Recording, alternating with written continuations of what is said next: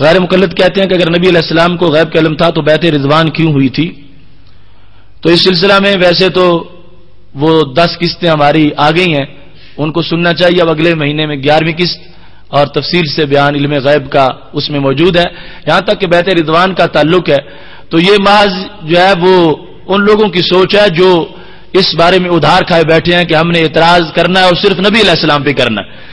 ورنہ لقد رضی اللہ عن المؤمنین کی جو آیت ہے کہ اللہ راضی ہو گیا مومنین سے، اذ یبایعونک تحت الشجرہ، جب وہ بیعت کر رہے تھے آپ کے ساتھ درخت کے نیچے.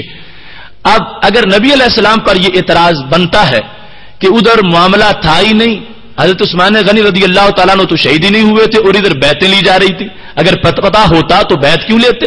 تو کیا اس سے بڑا اعتراض معاذ اللہ تعالیٰ پر نہیں ہو جائے گا کہ ادھر نہ شہادت ہوئی تھی اور نہ ہی اس کے لیے کوئی بدلے کی لڑائی ہونی تھی اور اللہ تعالیٰ مفت میں راضی ہونے کا اعلان کر رہا؟ لقد رضی اللہ عن المؤمنین اذ یبایعونک تحت الشجرہ. اگر نبی علیہ السلام کے بیعت کرنے پر اعتراض ہے تو پھر اللہ تعالیٰ کے راضی ہونے پر بھی اعتراض ہو جائے گا، کیونکہ اگر بیعت جو ہے اس کا پیچھے کوئی سبب نہیں تو راضی ہونا اس مسئلے کی وجہ سے اس کا بھی پیچھے کوئی سبب موجود نہیں ہے. تو یقیناً خالق کائنات جل جلالہ پر بھی اعتراض نہیں اور محبوب علیہ السلام پر بھی اعتراض نہیں، اور اللہ تعالیٰ کو یقیناً پتا ہے کہ اس عثمان غنی رضی اللہ تعالیٰ عنہ شہید نہیں ہوئے اور رسول اکرم صلی اللہ علیہ وسلم بھی اللہ کے اذن سے جانتے ہیں. لیکن یہ امتحان تھا اپنے غلاموں کا کہ ایک ساتھی کے لیے لڑنے اور جہاد کرنے کا کتنا جذبہ ان لوگوں کے اندر موجود ہے. اگر یہ بیعت نہ لی جاتی تو ید اللہ فوق ایدیہم کی عظمتیں ظاہر کیسے ہوتی اور اس اجر عظیم کا اعلان کیسے ہوتا؟